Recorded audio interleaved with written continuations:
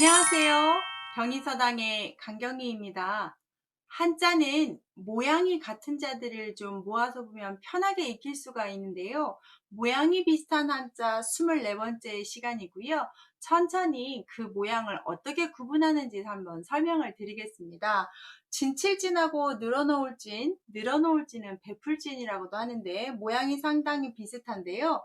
앞에 있는 한자의 언덕구는 같고 뒤에 있는 한자들이 다릅니다. 먼저 진칠진을 보시면 앞에 언덕과 뒤에 수레 거자를 써서 이 수레는 보통 군인들이 쓰는 수레를 비유하게 되겠습니다. 여기에서는 그래서 전쟁을 나가는 이 군대에서 전차 배치를 어떻게 하느냐, 후방에 놓느냐, 전방에 놓느냐, 뭐 어떤 식으로 대열을 짜느냐, 이런 것들의 표현을 진을 친다라고 하는데 꼭 차만이 아니라 배를 어떻게 두느냐라고 해서 우리 이순신의 날개 같은 전법에서 학익진이라고 한다든지 뒤에다가 물을 두고 싸우면 안 되는데 죽음을 각오하고 싸우는 배수진이 있다든지 내가 어떤 진영에서 하냐에 따라서 다르다 해서 진영이라고 한다든지 그럴 때 쓰는 진자가 됩니다.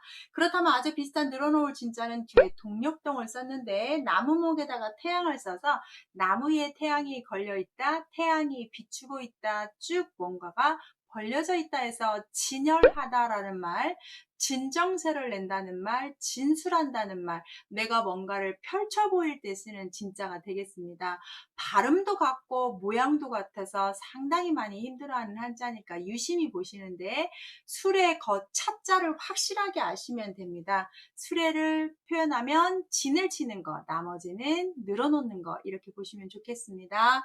두 번째 다스릴치 단련할 야자인데요. 앞에 물수가 있고 앞에 얼음빙이 있을 때 한자가 완전히 달라지게 되는데요.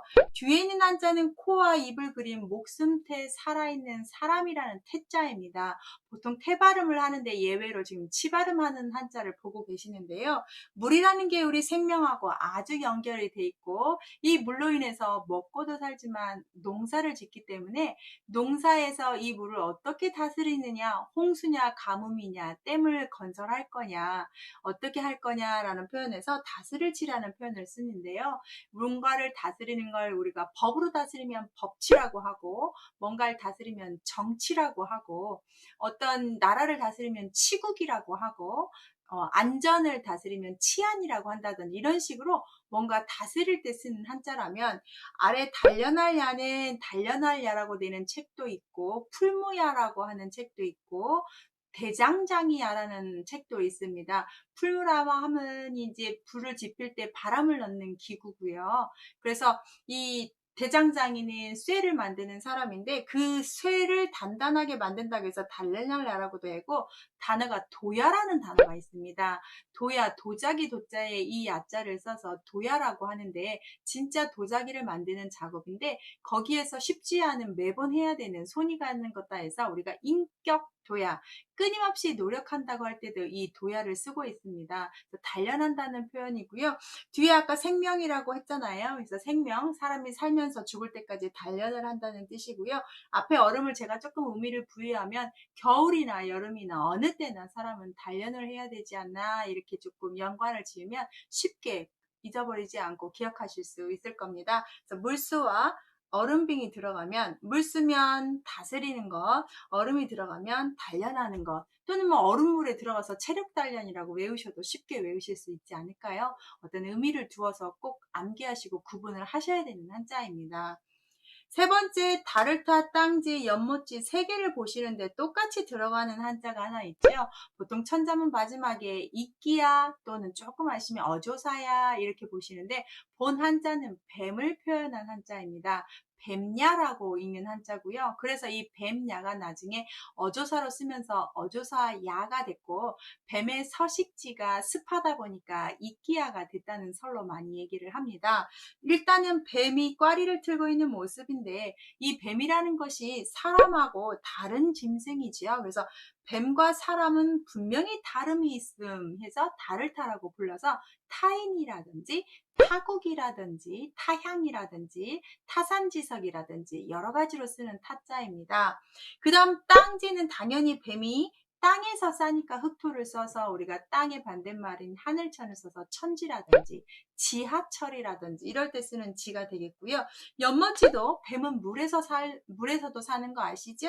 물수를 집어넣어서 연못지를 만듭니다. 그래서 연못에 아주 예쁜 연꽃이 많으면 연지라고 한다든지 연못이 아닌 물을 많이 가다 놓으면 저수지라고 한다든지 또는 꼭 물만이 아니라 전기를 마른 상태로 가지고 있는 건전지 할 때도 이 지자를 씁니다. 그래서 땅지하고 상당히 비슷하지만 발음도 같지만 물수였느냐 흑토였느냐 사람인이었느냐로 꼭 구분하셔서 뜻을 구분하시고 음도 보시고 이렇게 하셔야 되는 한자입니다. 중간 점검 보시면 진칠진하고 늘어놓을진 구분하시고 다스릴치 달려날려 보시고 다를타 땅지 연못지 구분하셨다면 마지막으로 풀을청이 들어간 한자들이 상당히 많은데 이거보다 더 많습니다. 그냥 다 할 수는 없고 집중적으로 할 때는 제가 도금으로 같은 한자 파트에서 한번 더 다뤄드리겠는데 간단히 상용하는 한자들만 보시겠습니다. 풀을청이 들어가서 말글청, 청할청, 뜻정, 갤정, 눈돈자정, 자세할정만 좀 보시겠는데요. 먼저 풀을 청자는 식물이 나고 있는 날생자와 아랫부분에 붉은 딸을 결합했다는 설들이 많습니다. 처음에 심을 때는 붉은 씨앗이었지만 나중에 새싹이 나면 푸른빛으로 변하기 때문에 풀을청이라고 하고요. 이 푸른색은 보통 젊음을 상징하기 때문에 젊은 사람이라는 뜻이 있습니다. 그래서 한자를 결합해서 사용할 때 젊다라는 의미를 좀 사용을 할 건데요. 풀을 청자 자체만으로도 쓰게 되면 청년이라고 할 때 쓰지 않습니까? 또는 푸른색으로 하면 우리가 단청이라고 해서 건축물의 붉은색과 푸른색을 번갈아 가면서 하는 걸 단청이라고 하죠. 그때도 쓸 수 있는 단어가 되는데요. 먼저 말글청에서는 발음 역할도 하고 뜻도 도와주는데 물이 푸른빛깔 나서 맑아 보인다는데 원래 물은 색깔이 없지만 물이 있는 그 연못이나 냇가나 강가 바닥에 있는 것들이 너무 물이 깨끗하다 보니까 드러내서 그 색깔이 푸른빛으로 보여서 맑을청을 푸를청자를 썼다고 하지요. 그래서 물이 맑다 해서 맑을청인데요. 우리가 맑다라는 말 많이 쓸 수 있죠. 청아하다, 청순하다, 청결하다, 청소하다 다 깨끗하다로 쓰시면 되겠습니다. 청할 청자는 푸를 청으로 보지 마시고 젊은 사람으로 보셔야 되겠습니다. 젊은 사람이 말로 윗사람한테 모르기 때문에 물어봅니다. 요청을 합니다. 그래서 청할 청, 도움을 청할 청자에서 저랑 같이 결혼해 주시겠습니까? 라고 하면 청혼이 되겠죠. 요청할 때도 정말 이걸 쓰고요. 우리가 요즘 인터넷에 그 청와대 게시판에 청원을 한다 할 때도 이 청자를 하시면 되겠습니다. 그래서 요청한다는 뜻이 있습니다. 세 번째인데 이 네 번째 뜻정자는 앞에 마음심이고 뒤에도 풀을 청으로 보지 마시고 젊은인데요. 여러분 젊었을 때 품었던 뜻, 내가 하고 싶었던 의지 있으시지요? 실천하고 계획대로 되고 계시나요? 이 부분의 뜻정이 그겁니다. 젊었을 때 품었던 마음이라는 뜻입니다. 그래서 뜻정, 나의 의지, 나의 감정. 친구 간의 뜻을 했던 건 우정, 사랑하는 사람과 하는 애정 이런 식으로 정들었다 할 때 쓰는 정자가 되겠습니다. 많이 쓸 수 있는 말이고 우리나라에선 유명하게 어떤 제과 이름 초코파이에 써져 있지요. 그래서 이게 사람이 참 끈끈한 인정 이런 걸로 살지요. 그 다음 갤청자 보시면 맑은 하늘이라고 해서 푸를 청을 쓰고 앞에다 태양을 상징하는 나리를 집어넣습니다. 나리를 집어넣기 때문에 푸르다, 맑다, 개다, 쾌청하다 이럴 때 많이 씁니다. 그래서 쾌청의 청자가 되겠습니다. 눈동자 정자는 앞에 눈목을 쓰고 푸른색이니까 엄연히 해석하면 푸른 눈동자인데 눈동자가 꼭 푸른색만 있는 건 아니고 검정색도 있고 갈색도 있지 않습니까? 그래서 눈동자라는 뜻인데 이걸로 쓰는 단어들은 활용점정이라는 고사성어가 있습니다. 활용, 그림화, 용용 그 다음 점정, 점자, 그 다음 눈동자, 정. 용을 그리는데 눈동자를 마지막에 그렸다는 뜻인데요. 옛날 중국에 장승효라는 사람의 화가가 있었는데 한 번은 안락사 절 스님들이 절 벽에다가 아주 멋진 용을 그려달라고 부탁을 합니다. 아주 잘 그렸어요. 잘 그렸는데 다 그린 후에 스님들이 가서 보니까 용에 눈둘이 없는 겁니다. 그래서 물어봅니다. 아니 이렇게 잘 그린 그림에 왜 용의 눈이 없습니까? 라고 했더니 용의 눈을 찍는 순간 용이 하늘로 승천할 것 같아서 그리지 않았다고 합니다.